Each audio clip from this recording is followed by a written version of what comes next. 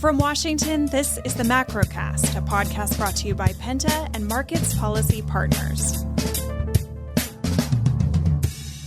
Hello, and welcome to another episode of the Macrocast. I'm your host, Ylan Mui, a managing director at Penta. Today, I'm joined, as always, by John Fagan and Brendan Walsh of Markets Policy Partners. So, guys, we are looking at a long weekend, but when we come back, the deadline to raise the debt limit is going to be staring us in the face. Negotiations between President Biden and House Speaker Kevin McCarthy have been on again, off again, good vibes, bad vibes, and good vibes again. The House is leaving town for Memorial Day, but Treasury Secretary Janet Yellen has said that June 1st is a hard deadline to lift the debt ceiling. So, John, it seems that even though markets have seen this story play out before, they're finally starting to pay attention and maybe even get a little bit nervous. Yeah, we have seen some of the sentiment spillover, which had been, pretty muted before. As discussed, we've seen the elements of tension over the debt ceiling appear in very specific places. The T-bills market, where yields were torqued and contorted and twisted in strange ways as investors steer their money in the T-bills market away from maturities that would land around, the finger in the wind estimates of where the X date would be and would be subject to potential, technical default risk or some sort of delayed payment, or even just as something as simple as an administrative hiccup. If you're in the T-bills market, you don't even want to deal with that, right? You want absolute certainty. And so the T-bill yields in these early months, 2 months now, have been extremely elevated compared to some of the further out months where investors have, would expect any resolution would have taken place by then. We might technically default, but if we do, then we'll have a big market reaction and we'll probably come with some sort of deal that raises the debt limit ceiling. And then we'll probably pay off that debt that we defaulted on, right?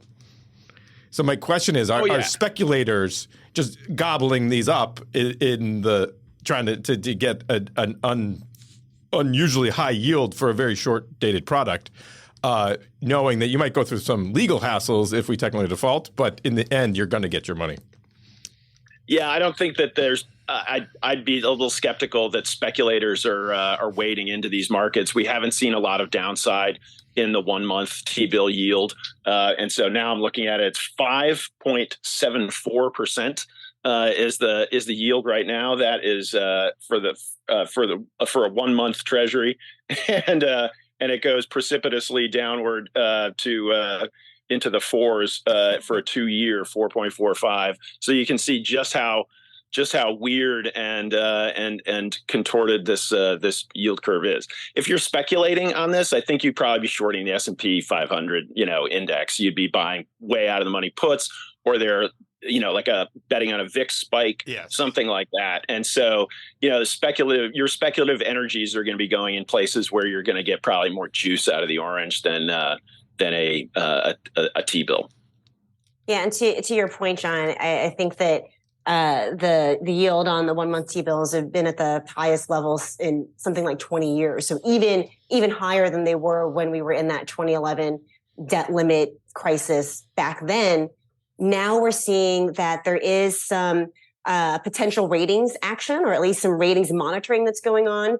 Fitch announced that U.S. debt is now on a rating watch negative. Can you guys help us understand what that means and how significant that might be? The rating agency aspect, that was the big showstopper in 2011. We didn't default, but the High Wire Act was too much for S&P. And so S&P cut the U.S. rating from AAA to the next level down. What is it? Double A plus. It's like a positive outlook or something. Which battery do you want? Yeah, right. And so that was, but they were alone in that. And so it wouldn't necessarily be, at the time, that was an earthquake. Since the cat's already out of the bag, is it going to be as major? I think that at this point it's a signaling, it's helpful to keep everybody on side and focused on getting a deal, to have Fitch come out and make a statement like that. Obviously, in a worst case scenario, downgrades would be a part of the cavalcade, the parade of horribles that would follow any sort of default, for sure. Yeah, one of the things that stood out to me in the Fitch sort of statement about putting U.S. debt on watch is that it said that even doing measures such as minting $1 trillion coin or invoking the 14th Amendment would be unlikely to be consistent with a AAA rating. And this kind of reminded me of a point that Wendy Edelberger Bookings made during our Macrocast live session, which is that if the U.S. government has to use gimmicks in order to avoid a default, that's not going to reassure markets anymore than It's not going to be that's not going to be the solution, right? Markets are still going to look at that and say, the U.S. government does not have its act together, and that could still trigger turmoil in financial markets. It could still trigger, dampening sentiment across the world in the U.S.'s ability to pay its bills. And there's also going to be ongoing legal challenges, potentially for years to come if that happens. So sometimes, the cure can be worse than the disease, or maybe even just as bad as the disease. So it's really incumbent on Congress to find a solution here. Totally agree with that view. Yeah, the gimmicky solutions really don't. Yeah, they don't really solve the problem, which is essentially would be uncertainty over this process, and it's not, nobody's really questioning the ability of the United States to pay its bills, right? I mean, it's just a construct, and so this would be, the debt limit would be the same kind of it would be the same kind of sort of phony crisis.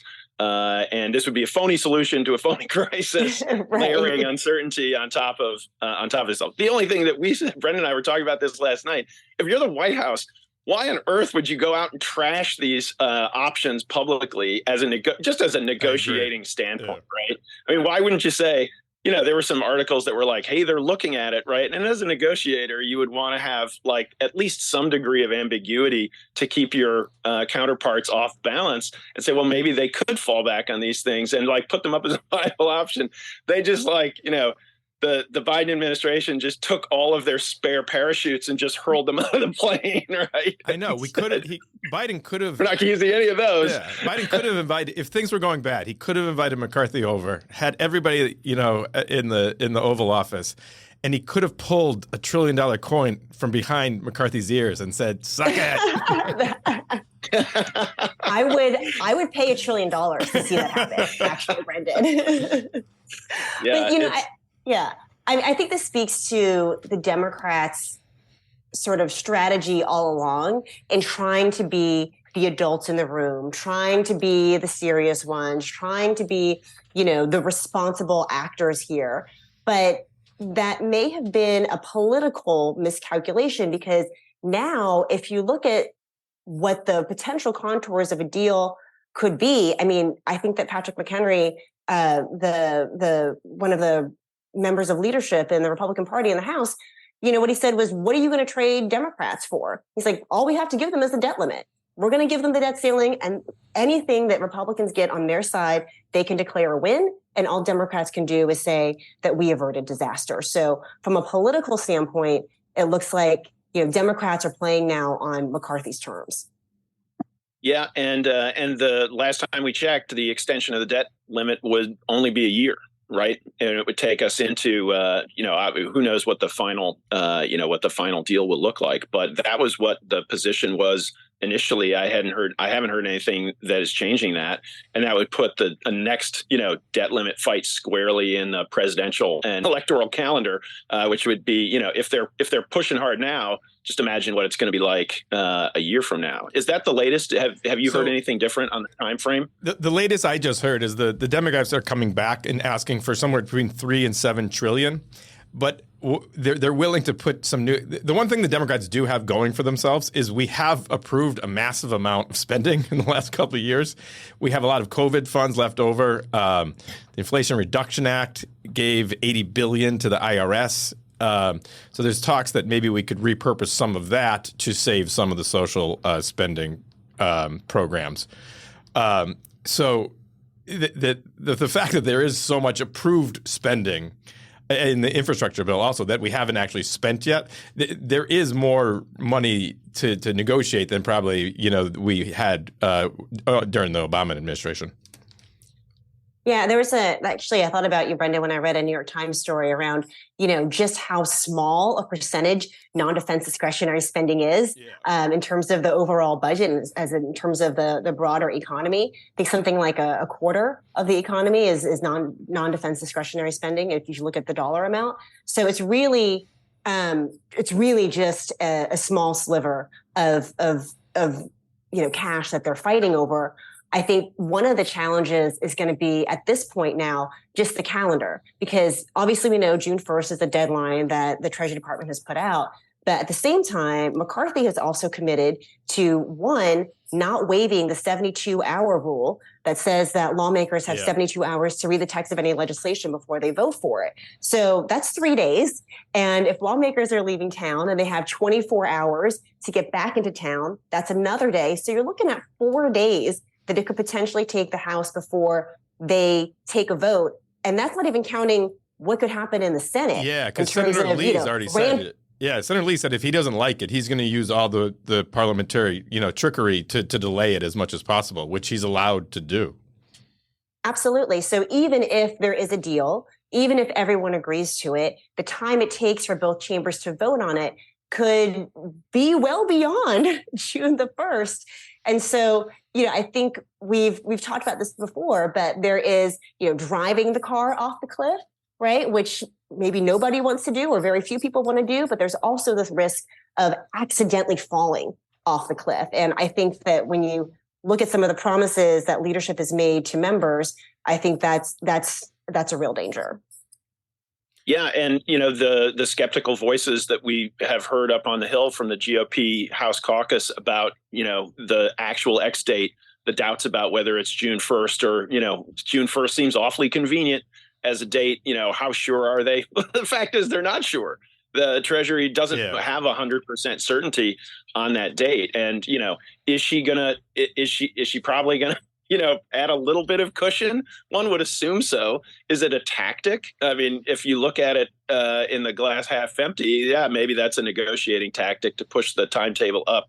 But she has repeated that that June 15th date where the infusion of tax revenue is expected, essentially between the 1st and the 15th, she has reiterated time and time again, look, that is, we do not think that we will make it to June 15th. And, it's a very, just to your point, Ylan, it's a perfect case for an accident to happen as, GOP House caucus, casts doubt on June 1st. And then look, June 1st comes and goes and we haven't defaulted. And then they say, see, look, she was just making it up. But who knows, maybe the X date's really the 2nd. And then you have to hope you can make it to the 15th in that scenario. Yeah. Right. Yeah. I mean, it's like driving with your car on E, right? Like my wife doesn't mind it at all. Like the lights on. It's like she is driving around without a care in the world, and I'm like sweating it out. Right. That's what it would. How far can your tank of gas really go? Right. Yeah. How long can you go on E? Exactly. The Washington Post had a really interesting chart that had a list of some of the major bills that come due in June. So on June 1st, the Washington Post projected the Treasury will get about $26 billion in revenue coming in that day.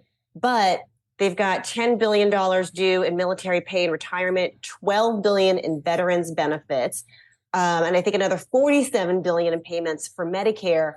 And then I think one of the biggies, too, is the next day on June 2nd, they've got $25 billion in Social Security benefits that are supposed to go out. So I think, how much is actually going to be in Treasury's coffers? I think that's going to be a moving target. But if you start seeing seniors not getting their checks, that's a problem. That's a problem for those seniors, obviously, and it's a problem politically for both parties. John, there was some discussion too I had seen about Treasury potentially delaying some auctions. Is that even something that can happen? Yeah, I mean, auctions can be delayed for a variety of reasons, but it's typically, I think it would be unusual, obviously unprecedented in a case like this, and I think that it wouldn't be positive for sentiment. You have a lot of the auctions are the timing and the transparent and dependable nature and timing of those auctions is something that's very important for certainty in the market. And so, that's not an easy decision. You can't just take an auction date and move it around without some consequences. It doesn't mean it hasn't happened, but I think that they would be, the cost benefit analysis of doing so would be pretty challenging. Brendan, we've been talking a lot about what can go wrong. Let's think just very briefly about what could potentially go right. Let's say that this weekend, Biden and McCarthy come to a deal. Next week, Congress moves expeditiously to get the debt ceiling raised. We have let's call it a cap on spending for 2 years. Some of the other Republican demands are met around clawing back COVID spending, et cetera. What impact, if any, will we see on the economy? Will this just all be a distant memory and we can move on with our lives? Or do you think there will be any type of lingering economic impact? Yeah, I was just having this conversation. I think that it has a chance to have a market impact. But whatever deal we come to, it will be a bummer for those social spending programs because you're going to get cut, 5 to 15%.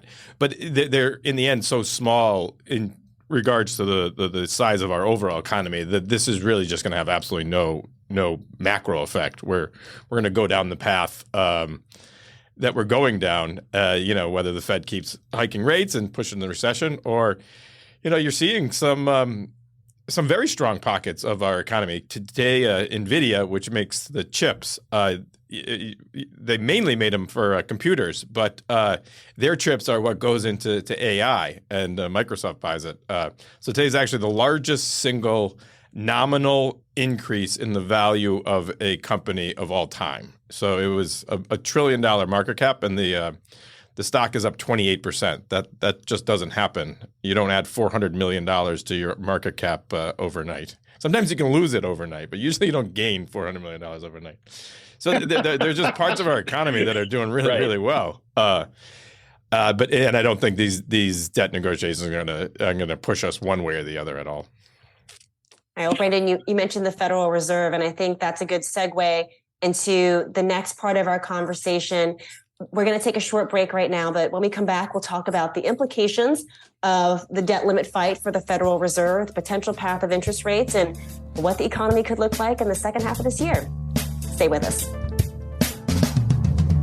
Every 2 weeks, Penta measures U.S. adults' feelings and expectations toward the economy. The Civic Science Economic Sentiment Index, powered by Penta, accurately measures movements in overall national economic sentiment and provides a more sophisticated alternative to existing economic sentiment indices. To learn more, contact us at pentagroup.co. And we're back with the Macrocast. The Federal Reserve's next policy setting meeting is June 13th and 14th.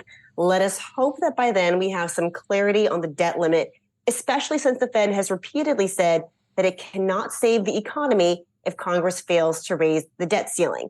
But even before we got to this point in the debt ceiling debate, the Fed seemed pretty clear that it would remain on hold, barring a dramatic change in current economic conditions or the outlook. So, Brendan, the Fed released the minutes of its most recent policy-setting meeting. What did we learn about the Fed's rationale for why it decided to take a pause? It was clear from the minutes that there was a large discussion over the overall state of the economy. a huge discussion over what effect the kind of regional banking crisis is doing in terms of tightening supply to credit. We do get kind of data on that, and obviously the Fed is the regulator for those banks, so they can see day to day what effect or how much loans those banks are making. And I think there's a large contingent of the Fed members, especially now that they've been allowed to give some speeches. And it seems like both the bigger names on the list, including Powell, who's the biggest, he expressed his willingness to pause. They don't want to say we're done hiking. They're saying, we'll maybe pause and reassess things as things go forward.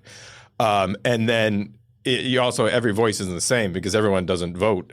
So the biggest voices that have been in favor of a pause have been on the FOMC, and a lot of the most vocal hawkish ones actually aren't voting. So you can kind of ignore them for a little while. Do you find that they don't want to say that they're done because they don't want to give markets a sense that they are somehow relaxing their commitment to getting back to 2% inflation? But is there any appetite amongst Fed officials to raise again, do you think? I mean, is another rate hike really on the table, or are they just unwilling to say, we've reached the terminal rate here? I think there's a small amount that actually think we need to keep hiking, but the vast majority of them, I think, are playing the game because the market is pricing in cuts in the second half of the year. So I think what they're trying to do is create a hawkish pause. So we're saying we're going to pause, and in order for the market to not price in more cuts, they want to make sure they leave the option of raising down the road on the table, which allows them to do what they want to do, is probably just hold here for a long, long time. Actually, futures markets have shifted a lot over the past week and a half, and those cuts that were coming in. I mean, we were looking at like 50% chance of cuts, in September, which would be an incredibly quick pirouette on the policy side for even for Chair Powell, who has in his tenure executed some relatively swift policy shifts, but now.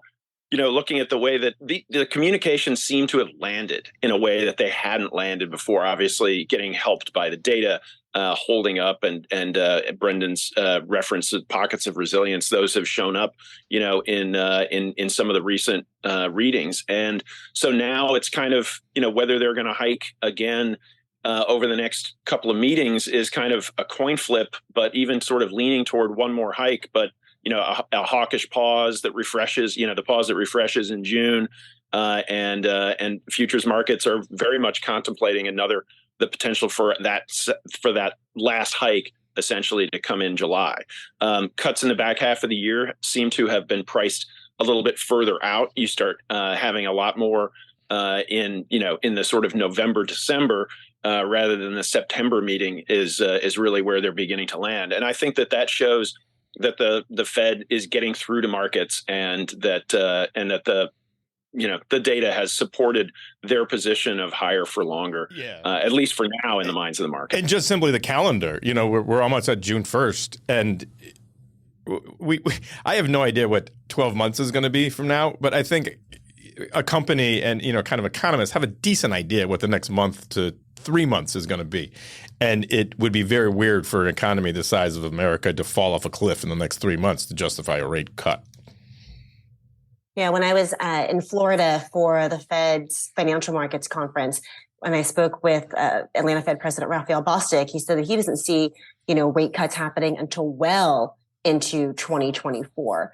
And quite frankly, that if inflation were to somehow, drop down to 2% or even less, by the second half of this year, that's a sign that something's really wrong, right? That something went wrong with the economy, that we defaulted on the debt, that the bottom just sort of fell out and things are looking pretty bad. So it's not a scenario that you would actually necessarily hope for.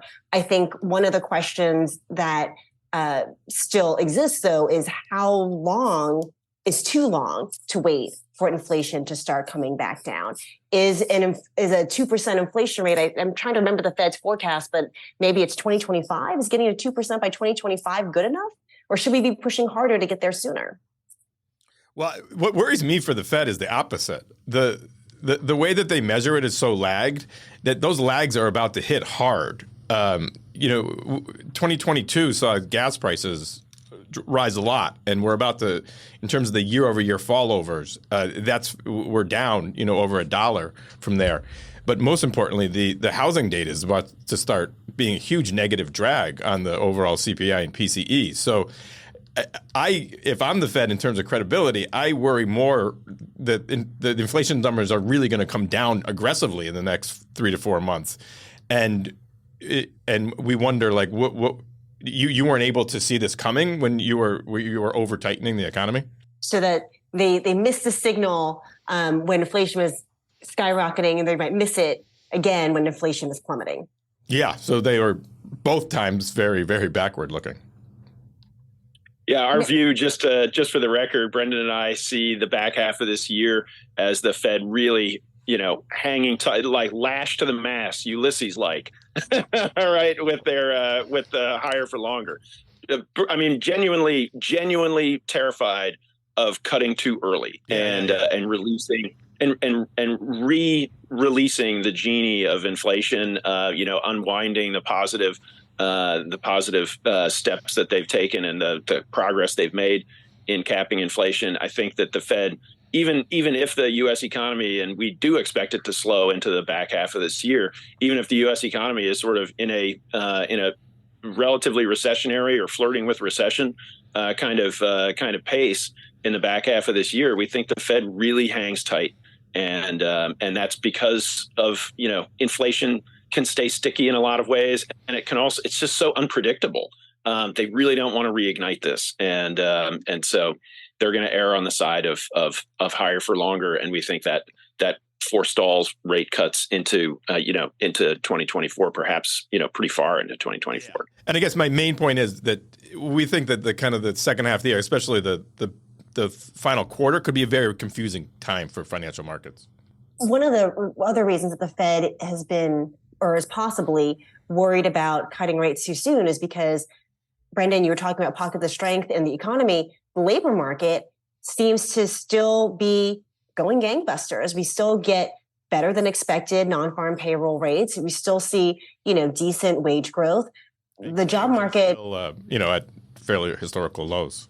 Yeah, claims are still low. So the job market still seems to be pretty robust. What are you guys expecting when we get the next month of non-farm payroll figures? There hasn't been a huge amount in terms of the data that you would put into a regression model to predict what the non-farm payroll to suggest it's really fallen off a cliff. I think it's slowing a little bit from our huge numbers, but I don't see any reason why it shouldn't be somewhere between 200 and maybe 350,000 jobs, which is the reality of the last 3-4 months.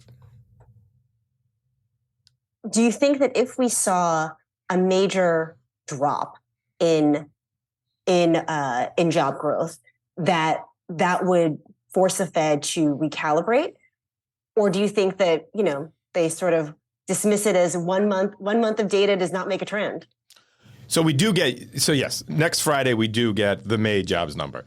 If there was a huge drop, I think that guarantees we pause at the next meeting. But I think they would want to see a trend. You can get quirky numbers from month to month, Yeah. And the revisions can be very large, so they're aware of that. So they wouldn't want to overreact to it, but I think it would seal the deal for a pause at this meeting, probably the next also. Yeah, one thing that we're hearing from businesses is, they may not be hiring as robustly as they had been previously, but that they're not ready to quite lay off workers yet, right? Other than in the tech industry where we have seen, a number of big companies announce some large layoffs, small businesses are still saying it was really hard for us to find these workers. We've invested in them, we've trained them up, and we don't want to let them go until we have more clarity on the status of the economy and where the trajectory really is. So, I guess it is possible that we see some leveling off without seeing a drop off in the job market. Yeah, and I think your point on the small businesses is a very strong one. They've been the driving, basically all the jobs, for the last 6 months. The manufacturing sector is kind of in recessionary territory, and we've been there for a while. But they're aware of that, and they know, they had the boom COVID years, and now they're going to have to ride it out. And I think they've kind of found that equilibrium of, okay, the next year or two might not be great in terms of sales, but we can afford to keep our workforce because we don't want to have what happened last time and not be able to hire people. So I think they're not going to contribute to job growth, but they also aren't going to, be a drag. And then the service sector is still, rebounding from closing the world for 2 years. So there you actually have the demand, and you still kind of had a shortage in a number of industries. So there's not a huge reason to expect negative job growth anytime soon. And when you step back and look around the world, the kind of garbled signals and strange cross currents in U.S. macro are very, that's really the case around the world. We saw the UK CPI jumped up into one of the worst, it was a month-on-month reading of a really disturbing reacceleration. If you look over to Europe, Germany looks like they'll probably be in a recession for the, after the really terrible manufacturing numbers that came out. But services are holding up in these places. And you look over at, there was a lot of hope that China would be a huge growth rebound story this year with COVID-0 getting rolled back. Well, look at what copper is doing. Look at what industrial metals are doing. The excitement in Chinese equity markets as well has really come off the boil on that. We've seen a string of disappointing data out of China, and that hopes for China to be a big engine of a global snapback is really turned out to be kind of a mirage. Now, of course, we're getting these lousy reports about a big spike in COVID infections in China, which is another dampener of sentiment over on that side of the world. So there's a lot of inconsistency. There's still but there's still bright parts as well. Service sectors are still doing great, and in some economies, you're seeing inflation coming down in a pretty meaningful way. But it's not uniform. It's just a patchwork quilt of very divergent macro signals. You know what my favorite anecdotal indicator of the resilience of the American consumer is right now? It's the Taylor Swift economy and the amount of money the cities are seeing from people coming in, flooding in to go see Taylor Swift's concert, paying hundreds of dollars to stay in hotels. I mean, they're seeing actual regional economic bumps because of Taylor Swift. Maybe that's what we need to deploy. Actually, in order to get the Fed, just deploy Taylor Swift. I'll invest in a Swifty ETF, definitely. Straight to the moon. Well, thank you so much for joining us today. That's going to do it for us at the Macrocast. I'm Ylan Mui with Penta. Thank you to Brendan and John from Markets Policy Partners for joining me. And thank you to everyone again for listening. Please remember to like and subscribe wherever you get your podcasts. Have a great day. Thank you for listening to the Macrocast. Please remember to subscribe, rate, and share.